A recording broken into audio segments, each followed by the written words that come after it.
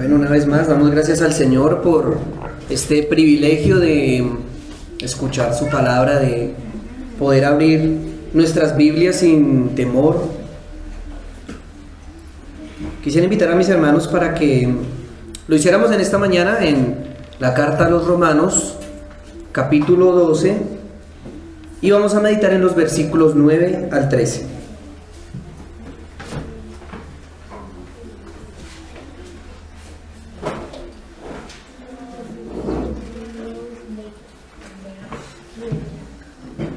Carta a los Romanos, capítulo 12, versículos 9 al 13.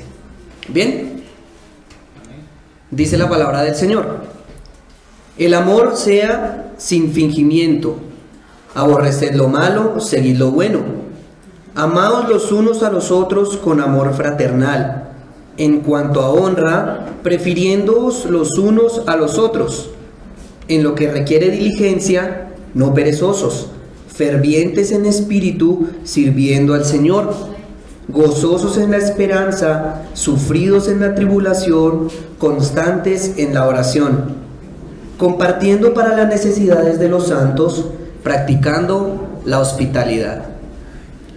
Oremos. Bendito y amado Dios, hoy estamos, Señor, delante de tu presencia, con corazones contritos y humillados, Señor, delante de ti. Queremos, Dios mío, que nos perdones, Señor, por cada pecado, Señor, que perdones esa concupiscencia de nuestros corazones. Rogamos que seas tú teniendo misericordia una vez más de nosotros.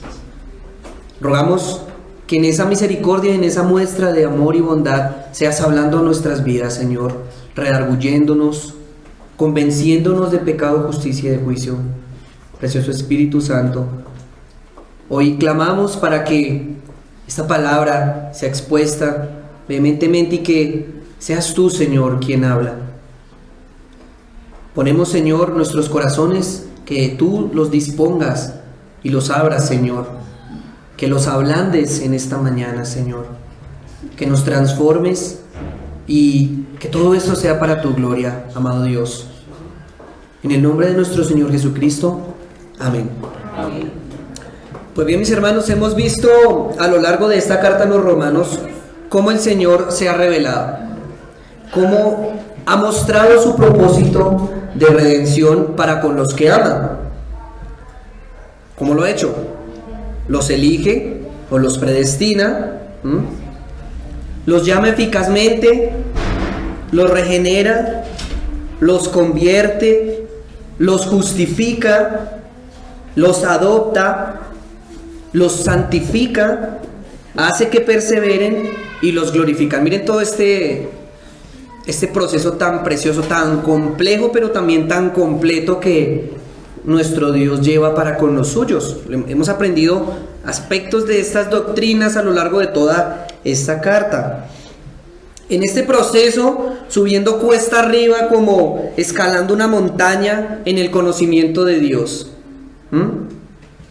en donde llegamos a la cúspide, llegamos al asombro y no podemos hacer nada más que alabarle por la grandeza de su sabiduría. Pero no basta solamente con quedarse con ello, con esa información. A partir de este capítulo 12 hemos comprendido que hay una vida práctica después de ese saber y de ese asombro del saber. No se queda solamente allí. Oh, wow, no, tan bonito, tan chévere, impresionante ese conocimiento. No se queda solamente allí. Hay una práctica. Hemos aprendido que es necesario bajar de la loma y traer a nuestras vidas prácticas esas verdades. Primero, reconociendo que nuestro entendimiento debe ser primeramente renovado, que debemos acercarnos sin ningún criterio personal a esta revelación, sino al contrario. Tenemos que acercarnos sacando todo lo humano y metiendo lo divino. Sacando lo humano, sacando nuestros criterios, nuestros pensamientos, todo lo que creíamos haber sabido y metiendo lo divino. Produciendo así una metamorfosis, como lo decía Agustín, en nuestras vidas. Luego dejando de lado el orgullo, teniendo más concepto de nosotros que el que deberíamos tener, y sumándonos a la humildad al reconocer nuestra posición delante de ese Dios que se ha mostrado, cosa que aprendíamos hace 8 días. ¿Cómo hacemos esto? Dando de gracia lo que el Señor nos ha dado de gracia, no escatimando los dones, no escatimando lo que el Señor ha dado para con nosotros, sirviendo a los demás. Tomando como ejemplo, ¿a quién podríamos tomar como ejemplo? A Cristo. Un ejemplo de entrega total. Cristo, un ejemplo de que no escatimó ni una gota de su sangre, ni una partícula de su cuerpo, ni un aspecto de su vida práctica. Él no escatimó nada. Él entregó todo. Fue humilde, siendo Dios se hizo hombre. Ahora uno se pregunta, ¿cómo es posible todo esto? ¿Cómo será posible? Se ve complicado. ¿Cómo voy a poder hacer todas estas cosas? Pareciera que la bajada de la loma está como más difícil que la subida. Aterrizar esas verdades, bajarlas, pareciera más complicado. ¿Cómo es que podemos hacer todas estas cosas y vivirlas en la práctica? Bueno, hoy el apóstol Pablo nos presenta una respuesta posible. Y es el amor. El amor. El amor es una clara característica de un creyente que ha sido transformado, un creyente que le ha pasado la metamorfosis. Un creyente que a través del amor de Dios deja de ser una fea oruga. Ya no es una oruga maluquita, sino ahora es una hermosa mariposa. El amor de Dios que trasciende la vida de todos los hermanos que conforman la familia de Él, por lo que lo único que pueden hacer es amar. Por amor se sirven. Por amor se gozan en la felicidad del hermano y lloran con el que llora. No son indiferentes. Por amor mantienen su esperanza en la venida de Cristo, animándose unos a otros a perseverar, exhortándose e impulsándose a las buenas obras. Por amor se buscan, anhelan esa comunión. Por amor también se perdonan sus pecados, se perdonan sus ofensas. Y así sucesivamente. Todas estas cosas son posibles en la vida cristiana o son el resultado de la transformación que hace Dios en los pecadores, lo que permite, y es el título de nuestro sermón el día de hoy, el amor sincero en la familia de Dios. El amor sincero en la familia de Dios. A lo largo de esta porción vamos a ver unas características que presenta el apóstol Pablo respecto de esa manifestación de ese amor en la familia de Dios. Repito, el amor sincero en la familia de Dios. ¿Cómo lo vemos en la práctica? Como primer punto, es un amor genuino. Esto lo vemos en el versículo 9, la parte A. Segundo, es un amor que tiene discernimiento de lo bueno y de lo malo. Versículo 9, parte B. Es un amor afectuoso. Versículo 10, parte A. Es un amor que honra. Versículo 10, parte B. Es un amor que es diligente y sacrificial. Versículo 11. Es un amor paciente también. Nuestro sexto punto. Versículo 12. Y es un amor generoso. Nuestro séptimo punto. Generoso y hospitalario. Versículo 13. Y vamos a entrar en materia como tal en nuestra porción. Nuestro primer punto, ese amor sincero en la familia de Dios. ¿Cómo lo vemos representado?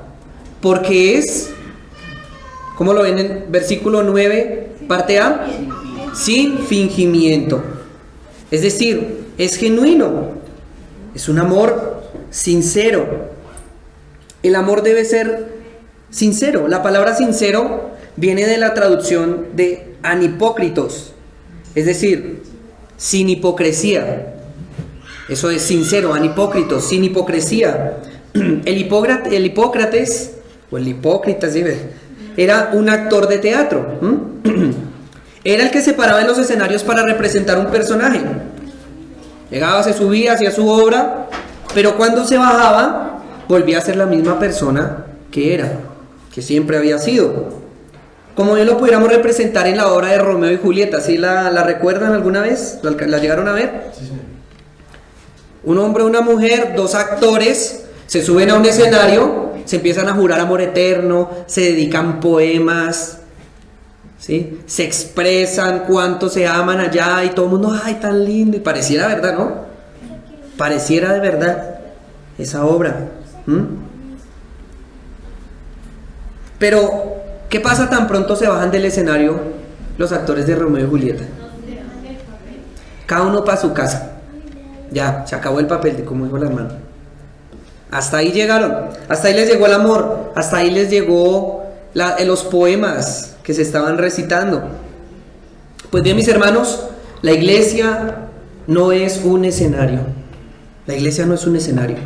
El amor sincero tampoco es una obra de teatro, porque el amor sincero pertenece al mundo real, no pertenece a la ficción. El amor no es ficticio, es real.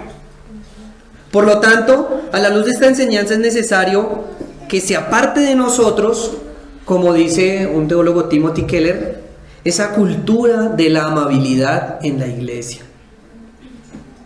Ahí es cuando es difícil aterrizar y bajarse la loma. Es complicado. Solamente el amor del Señor puede obrar eso en nosotros. Tremenda frase de Timothy Keller. Debemos dejar la cultura de la amabilidad en la iglesia. Es el lugar en donde nos saludamos y jejeje, tan bonito, hola, ¿cómo vas? Pero hasta ahí. Como con los vecinos de la cuadra. ¿Qué más, vecino? ¿Cómo está? ¿Cómo le ha ido? Buenas tardes, chao. ¡Tum! Cerré la puerta. Ese no es el concepto que está describiendo aquí el apóstol Pablo. El amor sincero, sin fingir, genuino, el amor de Cristo es el que debe ser reflejado en la iglesia. Esa es la exhortación que se presenta. Es un amor práctico que va más allá, que no es fingido, que no es actuado, que no es por amabilidad, sino que realmente va más allá, es fraterno. Pero no se queda allí. Solamente no finjan que se aman. Vemos que este amor práctico nos lleva también a nuestro segundo punto. Un amor que discierne lo bueno y lo malo. Y ahí vamos a entender un poquito más. No estamos hablando de la caricatura, del superabrazo, aunque sí, las demostraciones de afecto son importantes también, ¿cierto? En medio de nosotros, chévere. Pero vamos a ver que no es solamente ello. Es un amor que discierne lo bueno y lo malo. Segundo punto, versículo 9, parte B, lo tienen allí en sus Biblias. ¿Qué dice? Y seguid lo bueno. Miren cómo ya lo contrasta. Ese amor sincero y genuino, que no finge que es verdadero, no está limitado al amor que conocemos tradicionalmente. El amor que es ciego, sordo, mudo, tonto y testarudo. No es esa clase de amor. No, el apóstol Pablo no se está refiriendo a esa clase de amor. Es un amor que discierne lo bueno y lo malo, es decir, busca constantemente el bienestar del que ama. Le importa, por lo que no se complace con lo que ese amado considera que es bueno, porque sabe que ante los ojos de Dios está haciendo lo malo. No le va a dar el aval a su propio discernimiento de lo que es bueno para él, sino le va a dar el aval a lo que Dios dice que es bueno para él. Vemos muchos ejemplos hoy en día. Unas iglesias que predican el evangelio de la prosperidad, hipócritamente se confabulan con los malos deseos e intenciones del corazón de los que los están escuchando. Entonces lo mejor para ti es que tengas carro, casa y beca. tienes una vida cristiana desordenada, tu matrimonio está terrible, tu vida va al abismo, pero tienes carro y casa y beca, entonces eres bendecido. Esa no es la clase de amor o confabulación que está hablando el apóstol Pablo. Es un amor que discierne lo bueno y lo malo. Porque de lo contrario, vemos que hay una poca importancia de lo que le va a pasar a esa persona. Ese amor discierne como el padre, que escudriña el corazón de sus hijos y anhela siempre lo mejor para ellos. Todos los padres aquí presentes, todos los que somos papás, uno quiere lo mejor para sus hijos, y muchas veces lo mejor para mi hijo no es lo que él quiere. ¿Sí o no? Muchas veces, a pesar de que hay un conflicto, una pataleta, un berrinche de parte del niño o la niña, uno tiene que tomar ciertas decisiones porque se conoce, porque uno tiene un genuino amor hacia ellos. Que se les corrige cuando le llaman a lo bueno malo y a lo malo bueno. Ese es un amor genuino. Y es en ese sentido de familiaridad que nos está hablando el apóstol Pablo. En ese sentido de familiaridad. El amor genuino, mis hermanos, aborrece, le da escozor, le da de todo. Se espanta con lo malo que sabe que le puede acontecer a su amado. Y se apega y se aferra a lo bueno que sabe que es para él. No es un amor ciego. ¿Saben por qué no es un amor ciego?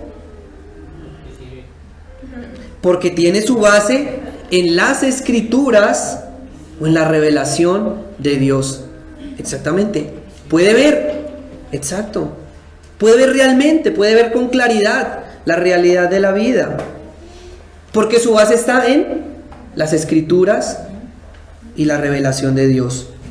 Constantemente se acerca para escuchar el consejo sabio del Padre, renueva su entendimiento, de manera que puede ser oportuno al aconsejar, al amonestar o limitar y estorbar el pecado de aquel a quien ama. Ese es ese amor. No hace parte de la cultura de la amabilidad como, ay, pobrecito, sí, pobrecito lo que te está pasando, y se queda ahí sin tomar ninguna acción. Como que, vaya y mátese, eso no es mi problema. No, el amor genuino, sincero, que no finge, que aborrece lo malo para esa persona y que busca lo bueno, procura lo bueno, toma acción. Este amor no finge, no finge. Busca y persigue la restauración. Proverbios capítulo 27 dice así. Miren este versículo, esta perla tan bonita, miren. Fieles son las heridas del que ama, pero importunos los besos del que aborrece. ¿Qué tesoro tenemos aquí en este proverbio? Y es verdad, fieles son las heridas del que ama, pero importunos los besos del que aborrece, del hipócrita, del que no le importa realmente el destino de su prójimo. Tercer punto que vemos en nuestro tercer aspecto en esta descripción del amor genuino y sincero en la familia de Dios es afectuoso. Versículo 10, ¿qué dice?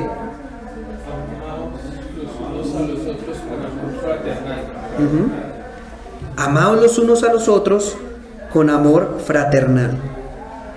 En este caso tenemos aquí dos términos, mis hermanos.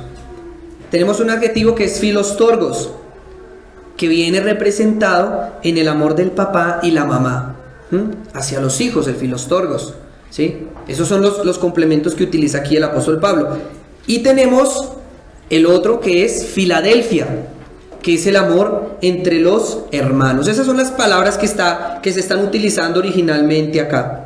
Dice Stott, ambos términos, el filostorgos y el Filadelfia, ¿sí?, se aplicaban originalmente a las relaciones de sangre en la familia humana, pero Pablo los recoge y aplica al afecto tierno y cálido que debería unir a los miembros de la familia de Dios. Pues bien, mis hermanos, Es necesario que para poder aplicar correctamente y con corazón sincero ese amor, entendamos y renovemos nuestro entendimiento y veamos que somos una familia. Somos una familia. Este mismo afecto en la familia de Dios lo hemos representado. 1 Timoteo capítulo 5, versículos 1 y 2. Miren lo que dice, hablando del trato que deben tener los hermanos, la familia de la iglesia. Mire, no reprendas al anciano, sino exhórtale como a padre. A los más jóvenes como a hermanos. A las ancianas como a madres.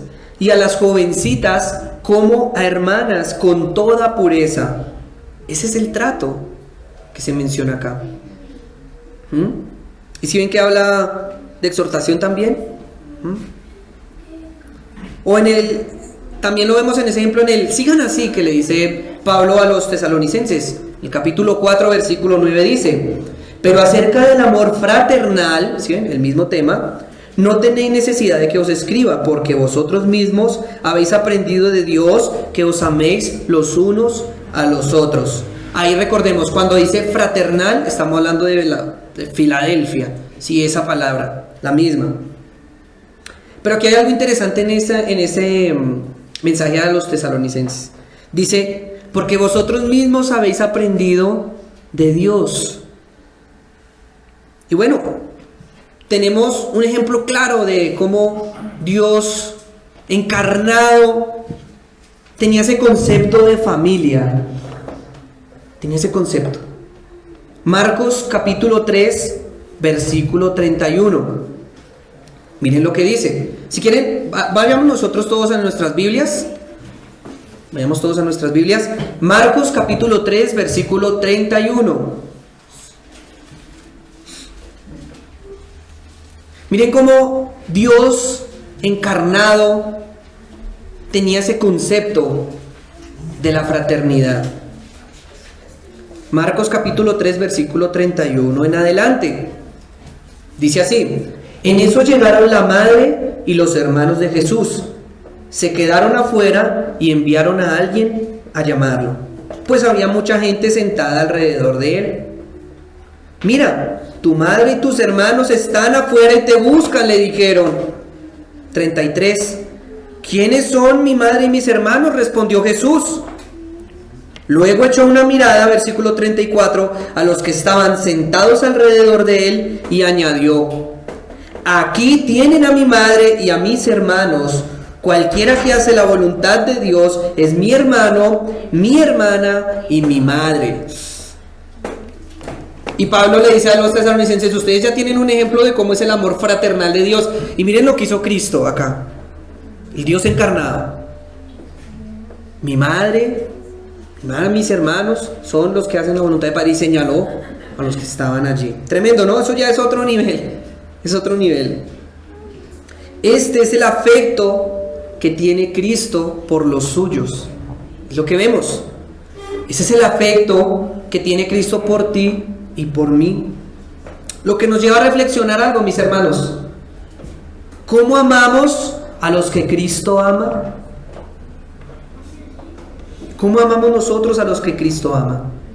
¿Cuánto me importan los que le importan a Cristo?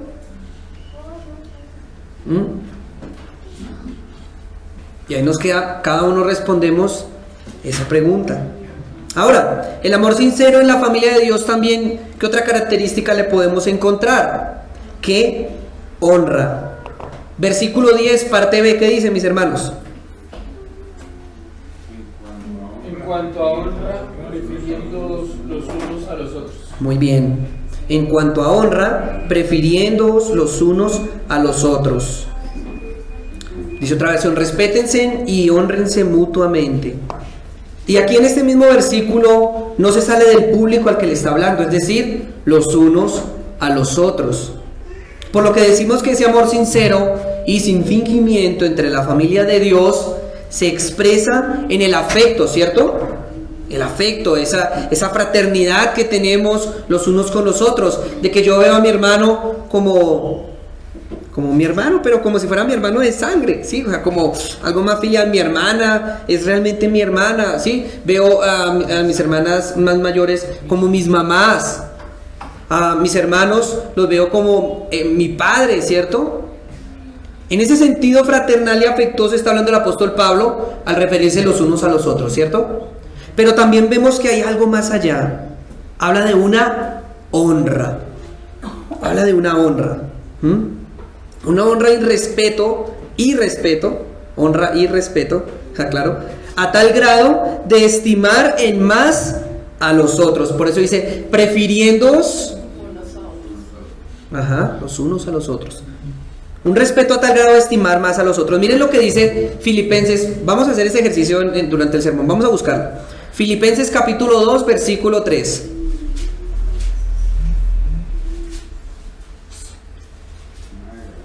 Perito, su merced, ¿no lo leería, por favor? Dice, nada hagáis por contienda o por vanagloria, antes bien con humildad, estimando cada uno a los demás como superiores a él mismo. Tremendo, ¿no? Con humildad, como lo aprendíamos hace 8 días. Consideren a los demás como superiores a ustedes mismos. Esta honra va muy arraigada a la humildad. Aquella que no busca lo suyo propio, sino que da el tributo sin esperar algo a cambio. Y aquí vienen los juetazos para uno. Vienen los juetazos para uno. No busca lo propio, sino que tributa sin esperar algo a cambio. Diferente del antónimo. ¿Cuál es el antónimo de la humildad? La soberbia. Esa es la palabra. La soberbia. La soberbia que no da nada sin esperar cosechar algo. Es por eso que se describe la honra como prefiriendo los unos a los otros, no colocándoos los unos sobre los otros. Esta clase de honra solo la puede entregar a su prójimo aquel que se niega a sí mismo y que se considera a sí mismo digno de ser avergonzado para que los demás sean mucho más dignos de honores que él. En este orden de ideas, lo veíamos, el antónimo de la humildad, la soberbia. Una soberbia tal que también honra. ¿Ustedes creen que la soberbia no honra también?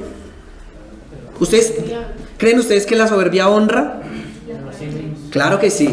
La soberbia honra y harto, y alaba. Y alaba al otro. Le dice, le hace, le da, le tributa. Pero solo si esta es retribuida. Solo si esta es retribuida. Qué pena, mis hermanos. Pedrito, ¿me haría un favor? Para entregar la maleta a mi hermano. Gracias. Vemos que esa soberbia tal honra, claramente sí. Y alaba al otro, le dice y le hace, pero solamente si este es retribuido. Sí, hay un sobre en la maleta, si me haces el favor. Es la retribución, el tributo. Gracias, mi hermano. Qué pena, hermanos. Entonces, ¿qué pasa cuando esa soberbia no recibe la cosecha que está esperando? Se indigna. Si me dan, doy, ¿cierto? Si me dan, doy. Y si doy y no me dan, pues me pongo bravo. Me molesto. Si me aman, amo. Pero si yo amo y no hacen así conmigo, como se dice coloquialmente, en la mala. ¿Sí? Lo llevo mal. Como decía un romano, Domicio, miren esta frase, y era su lema, su filosofía de vida, miren. Domicio, ¿por qué habría yo de tenerte por príncipe si tú no me tienes por senador? Tremendo, ¿no? Pues bien, esta clase de amor falso es del que suplica Pablo que la iglesia se aleje. Que la iglesia se aleje. Es necesario que haya una honra entre los hermanos. Una honra que necesariamente está arraigada a la humildad al preferir los unos a los otros.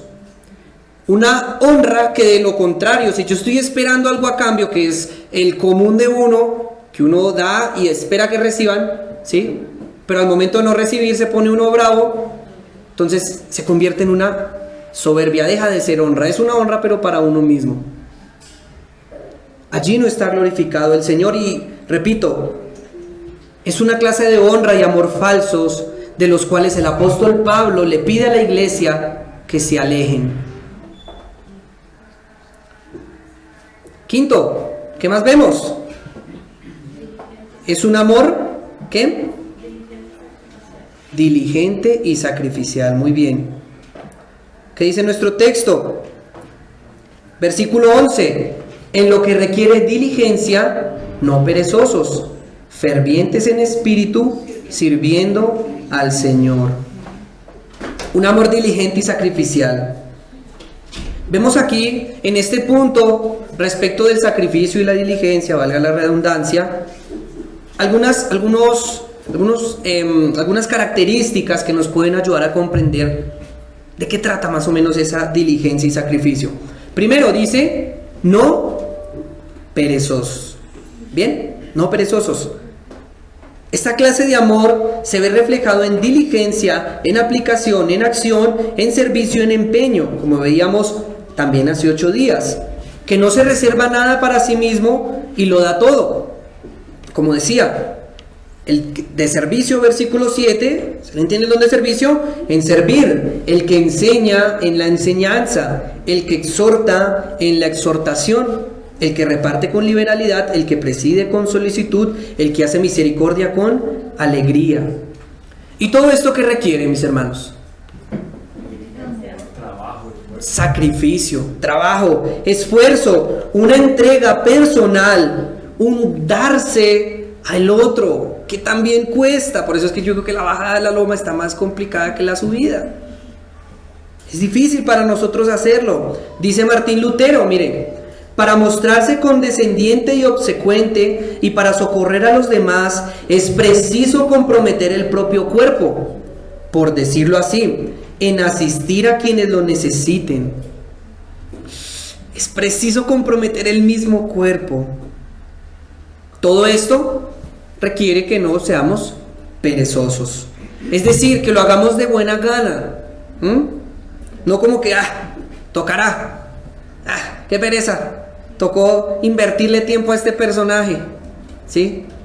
No huyendo al ser importunado, sino solícito al socorro del hermano. Pero muchas veces nos da pereza entablar esa clase de sacrificio, ¿cierto? ¿Qué más dice? Fervientes en espíritu. Esto encierra todo lo que es la diligencia y el sacrificio. Ferviente en el espíritu, en este caso, al apuntar a un fervor por el espíritu, se alude automáticamente a que también hay un fervor de la carne. ¿Sí ven? Todo lo que el apóstol Pablo nos ha venido mostrando tiene también su contraparte. Habló de humildad, ¿y cuál fue la contraparte? La soberbia, ¿cierto? Habla de pereza, ¿y cuál es la contraparte? Diligencia, buena gana. Aquí nos habla de un fervor, un espíritu fervoroso de parte de nosotros, de diligencia para con nuestros hermanos, lo que indica que también hay un fervor que tenemos nosotros hacia la carne. Y casa perfectamente en ese contexto del amor sincero, ya que el fervor hacia la carne hace que las cosas se hagan, si se hacen, con tedio, con desgano, con pereza, como porque es que toca. Timothy Keller, la cultura de la amabilidad. Vuelve otra vez ahí. Porque toca, diferenciándose así del fervor en espíritu. ¿A qué apunta el fervor en espíritu? A una entrega de uno mismo de corazón, de buena manera, de buena gana. Siguiente.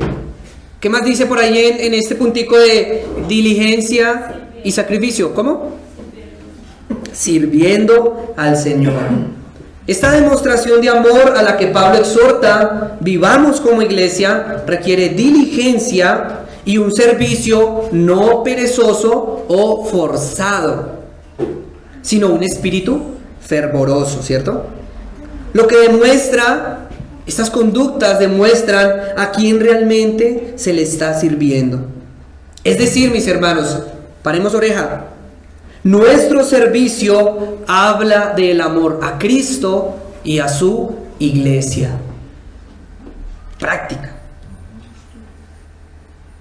Por ende, para reflexionar cada uno de nosotros, si en nuestro servicio presentamos pereza o como que lo hago, pero bueno, estamos mostrando que estamos sirviendo a nuestra carne, a nuestros propios deseos.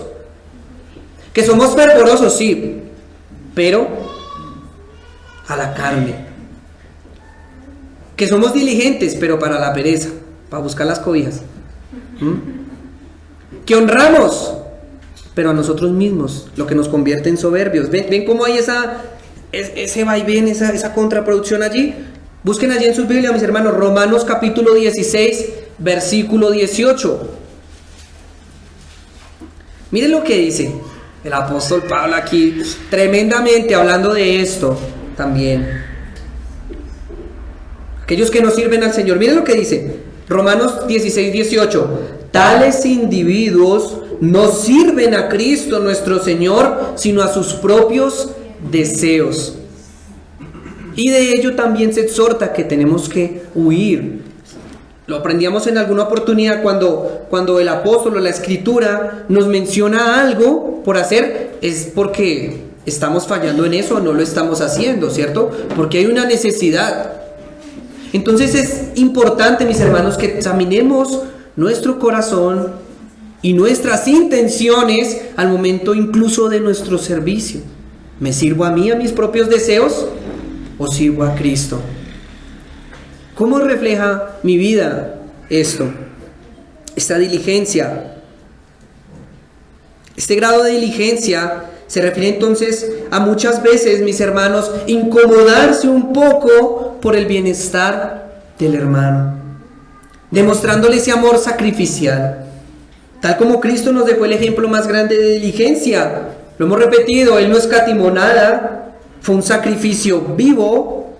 Incluso hoy sigue haciéndolo. Sigue socorriendo nuestras necesidades.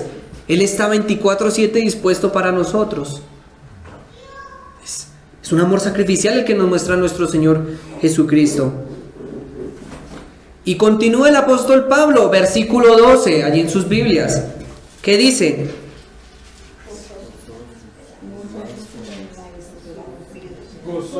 Lean, mis hermanos. Constantes en la oración. Esta exhortación se generaliza en una palabra: ser pacientes. Nuestro punto número 6, ser pacientes. Es el amor genuino, el amor sincero, que no es fingido, que no es hipócrita, que aborrece lo malo y sigue lo bueno. Es paciente. Es paciente. Esta exhortación a ser pacientes en medio de ese amor pone su base en la esperanza. La esperanza en que Cristo volverá por segunda vez y nos glorificará. Así ven, dice, gozosos en la esperanza. Cosa que nunca, mis amados hermanos, podremos perder de vista, ya que recordarla y conmemorarla es una fuente inagotable de gozo. Recordar la esperanza de que Cristo va a venir, y es verdad, no es porque nos sintamos bien, o no es un bálsamo, un ungüento, es verdad, es cierto. Cristo volverá. Amén. Si eso no nos llena de gozo, mis hermanos, no sé para dónde vamos. Cristo volverá. Y eso da paciencia frente a cualquier circunstancia. Es una fuente inagotable de gozo, una fuente inagotable de consuelo en medio de la tribulación, por lo que podemos ser sufridos en la tribulación. Y un apegamiento tal a nuestro Señor que nos lleva a permanecer constantes en la oración. Tenemos gozosos en la esperanza, hablando de ese amor paciente. Quiere decir, no gozosos en lo que estamos viviendo. No me gozo en si me va bien en la vida, o tuve ciertos aciertos, o de pronto he tenido unas buenas experiencias, un paseo, tal. No hay un gozo en eso, específicamente. Es decir, un gozo en lo que aparentemente podemos ver. ¿Por qué dice gozosos en la esperanza? Porque la mayoría de nosotros nos gozamos en las cosas tangibles, visibles, y nos gozamos en todo menos en la venida de nuestro Señor Jesucristo, en la esperanza que nos es común a todos los creyentes. Ese tipo de gozo es el que se menciona en Filipenses capítulo 3, versículo 19, hablando de un gozo falso. Mire, versículo 19. Mírenlo allí en sus Biblias, mis hermanos. Y Dieguito, si lo puedes leer, por favor.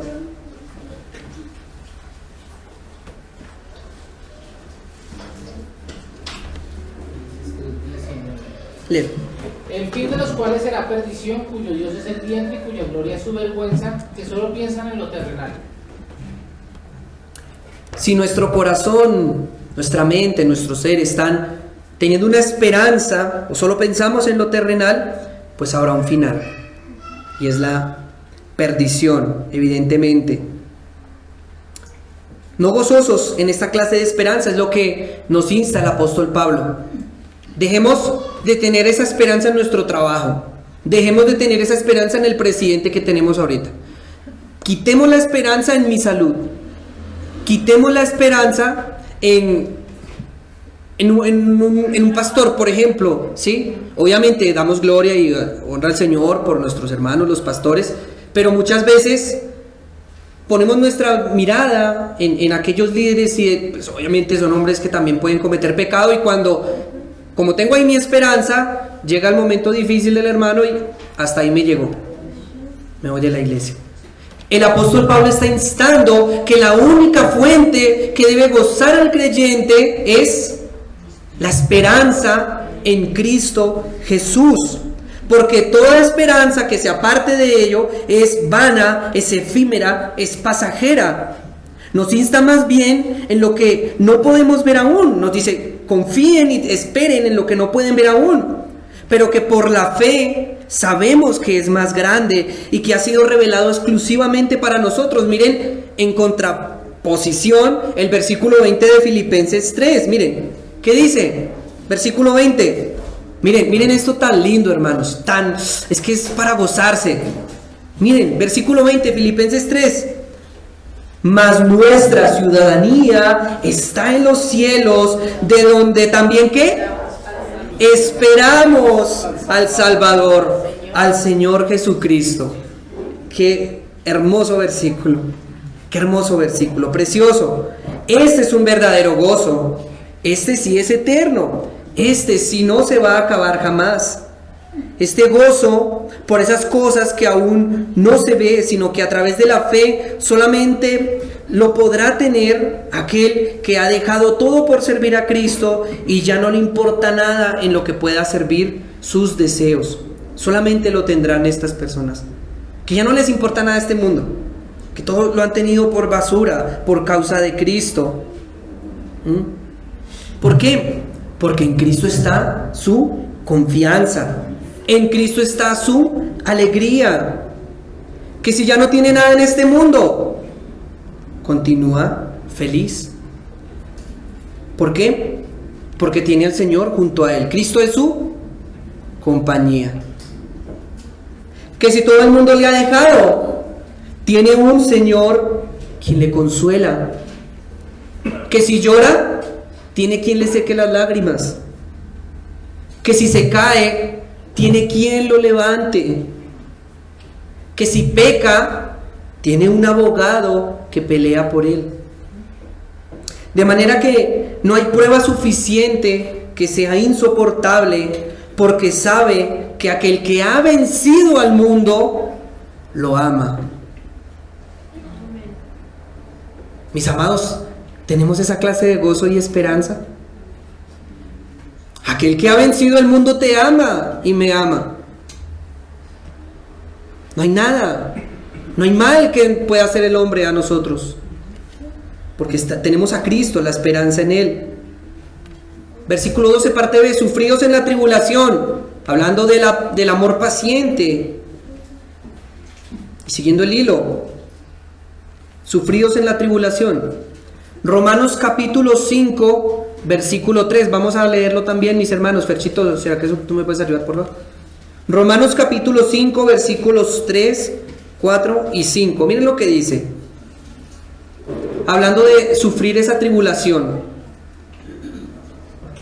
Y no solo esto, sino que también nos gloriamos en las tribulaciones, sabiendo que la tribulación produce paciencia, y la paciencia prueba, y la prueba esperanza, y la esperanza no avergüenza, porque el amor de Dios ha sido derramado en nuestros corazones por el Espíritu Santo que nos fue dado. Tremendo, ¿no? Tremendo cómo está todo conectado. Este versículo resume muchos de los aspectos de los que hemos venido hablando. Este gozo, este gloriarse, esta posibilidad de sufrir las tribulaciones está arraigado a nuestra esperanza en Cristo. Una esperanza que nos hace pacientes en medio de cualquier adversidad. Paciencia. Confía, yo he vencido al mundo. Tranquilo, tranquilo. De manera que, asimismo, podemos soportar y ser pacientes en medio de la adversidad porque el amor de Dios ha sido derramado en nuestros corazones. Nuevamente, la clave para que todo esto sea posible, el amor de Dios.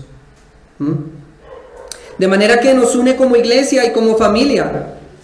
De manera que tampoco somos indiferentes con el dolor ajeno. Porque aquel que es mi hermano, mi familia, está en tribulación. Un llamado también a demostrarnos ese amor fraternal y sacrificial al momento de sufrir las pruebas. Porque si algún hermano sufre, se supone que todos sufrimos porque somos un cuerpo. Pero también todos nos consolamos en Cristo y esperamos en Él con paciencia.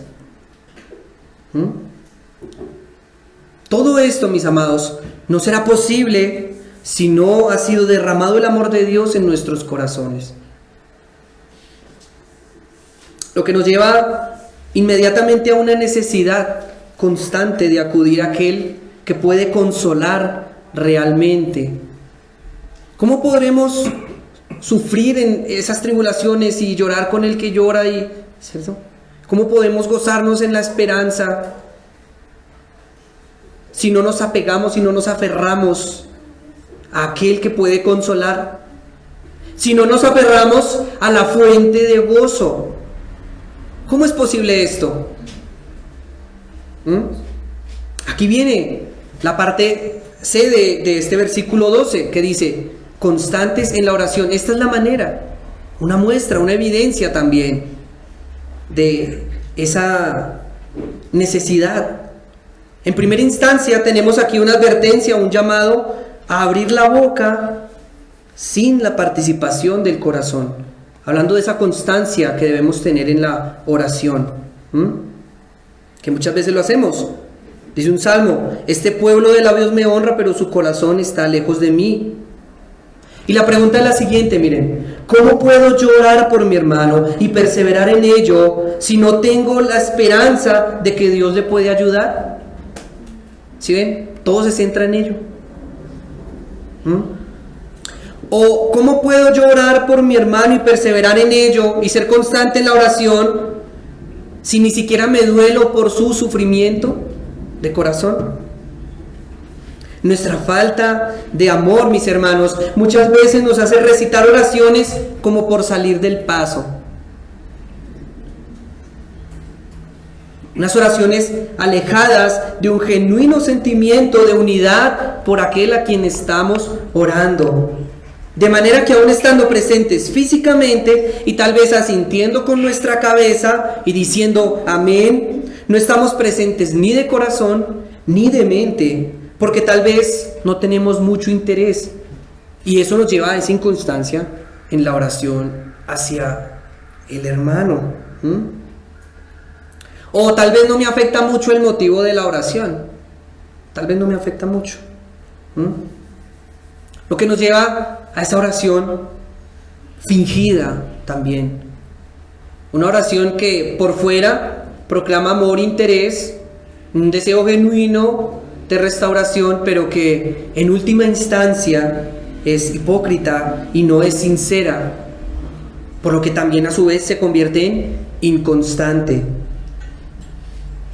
Y sabiendo esto, mis hermanos, en una segunda instancia, hablando de esta constancia de la oración, un llamado a la perseverancia es el que se está haciendo. Porque si no tengo un genuino interés, por eso hablamos primero, vamos desde el corazón, ¿cierto? Vamos de adentro para afuera.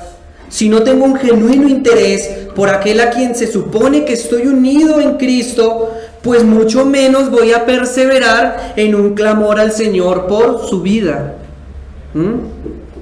O solamente voy a resultar orando por el que me cae bien, o con el que me la llevo bien.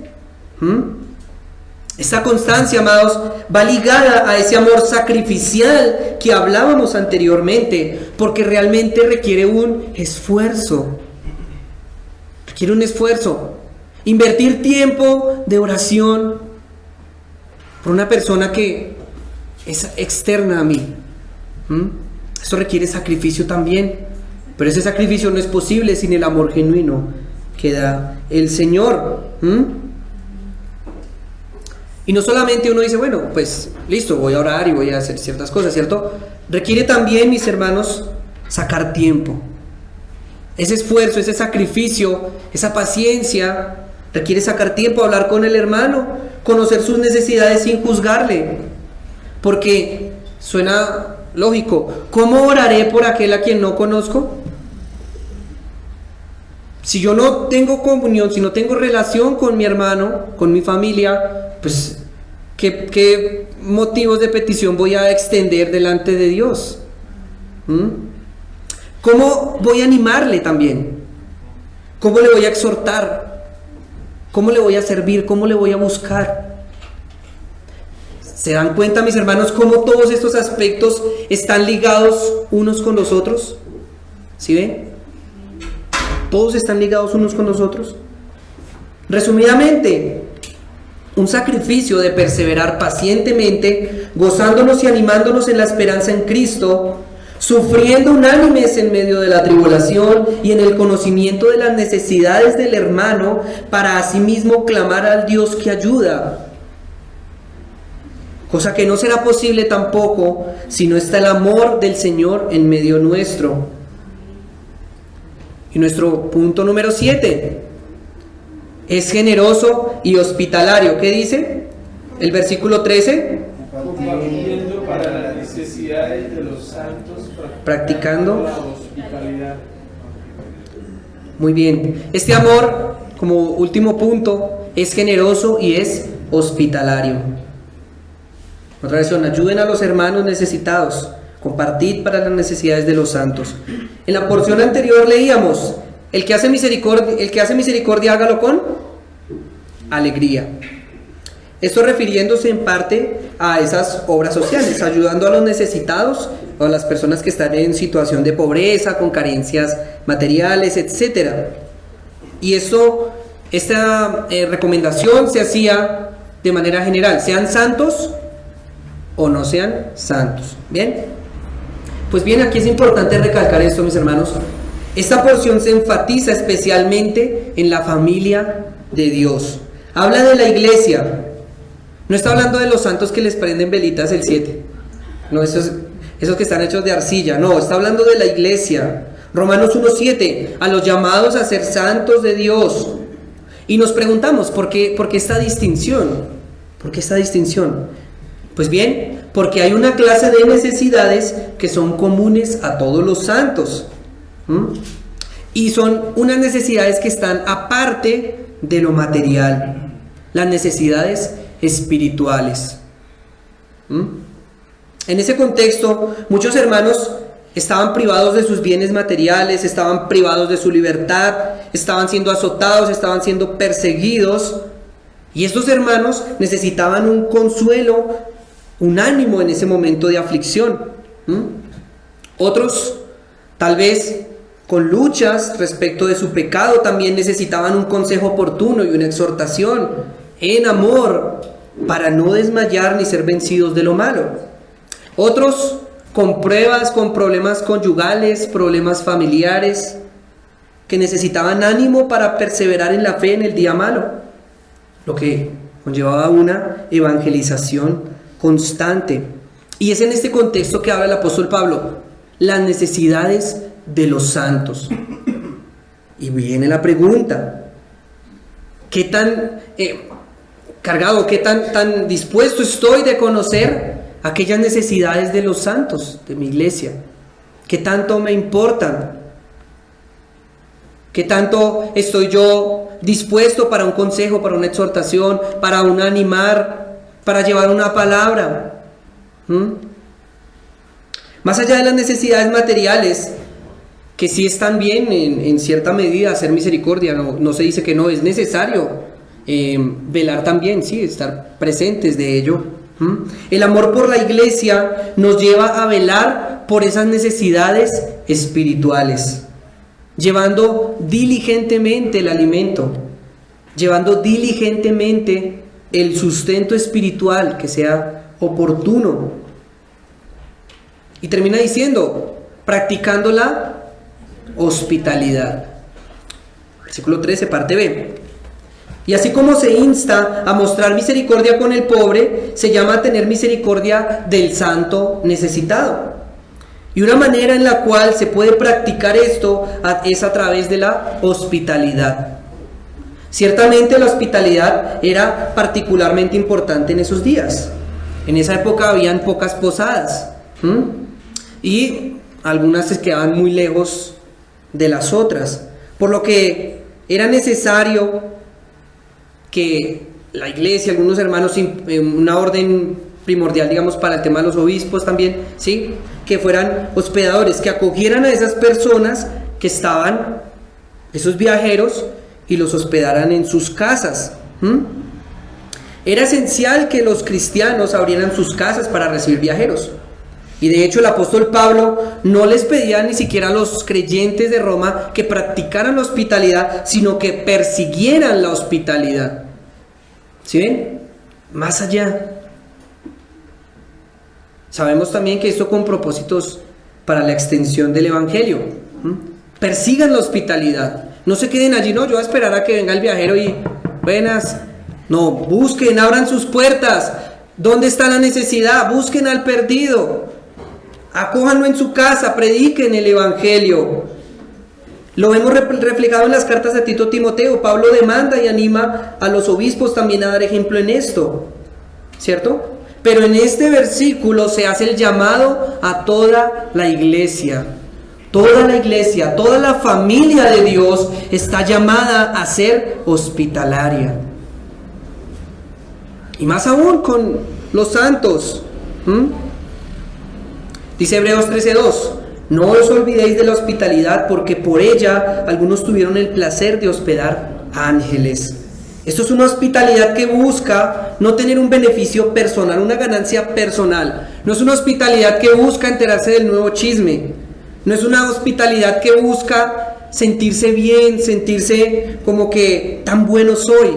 No es un hotel, no es esa clase de hospitalidad, sino es gratuita, que busca conocer y ayudar. ¿Por qué? Porque esos espacios son buenos para la comunión, para el aprendizaje, para el fortalecimiento de las relaciones, para el conocimiento y la comprensión de las necesidades de mis hermanos, de mi familia en Cristo, para la predicación del evangelio mutua, Si bien es el llamado de todos nosotros ser hospitalarios con todos los hombres, ¿cierto? Se exhorta constantemente, practiquen la hospitalidad, persigan la hospitalidad como una muestra práctica de decir que somos creyentes. Pues, ¿cuánto más deberíamos serlo con un amor sincero hacia la familia de Dios? Y queda otra vez la pregunta para cada uno de nosotros. Conclusión. A la luz de la revelación de Dios acerca de nuestra práctica del amor como familia en Cristo, notamos que a veces la bajada del cerro se vuelve más difícil que la subida. Pero asimismo, con la ayuda del Señor, observamos cómo el amor, miren esto, hermanos, el amor es el motor que impulsa estas acciones para con nuestros hermanos. De manera que sin el amor de Dios, si el amor de Dios nos reposa en nuestros corazones, no podremos ser sinceros y vamos a vivir hipócritamente una cultura de la amabilidad. De modo que ni siquiera podremos aborrecer el mal que le pueda pasar a mi hermano y procurar su bienestar, mostrando así un desinterés o una normalización, como que ni me va ni me viene lo que le pase. Sin el amor de Cristo en medio de su iglesia, no podremos tampoco reconocer que somos una familia. No nos va a poder caber en la cabeza ese concepto. Si el amor de Dios no está en nuestros corazones, no lo vamos a poder entender. No voy a poder ver a mi hermano como mi padre, a mi hermana como mi madre, a la jovencita como mi hermanita. No voy a poderlo ver. No lo voy a poder hacer. Y que estamos llamados a considerarnos afectuosamente y honrarnos en humildad de corazón, no buscando lo propio. Ese es el amor de Dios reflejado en la familia de Cristo, el que hace que seamos diligentes y sacrificiales. Muchas veces incomodándonos un poco o apartando tiempo, haciéndolo de buena manera y no como algo impuesto, con un espíritu fervoroso y sabiendo que le estamos sirviendo a Cristo. Asimismo, cuando la unidad en el amor de Cristo reposa sobre su iglesia, nos hace más pacientes, gozándonos no en nada terrenal ni en logros individuales, sino más bien en que Cristo vendrá muy seguramente, y esta esperanza nos dará la fuerza suficiente para soportar juntos la tribulación. Y perseveraremos buscando a aquel único en oración que puede socorrernos, perseverando así también en la generosidad y la hospitalidad para con los santos escogidos del Señor. Y una petición: que sea el Señor ayudándonos en este peregrinaje para que cada vez más seamos transformados y nuestro entendimiento sea renovado, de manera que como iglesia podamos reflejar la belleza del Evangelio en nuestra familia local. Y que Él mismo sea glorificado cada vez más en medio de su iglesia, la cual está para la alabanza de la gloria de su gracia en Cristo Jesús.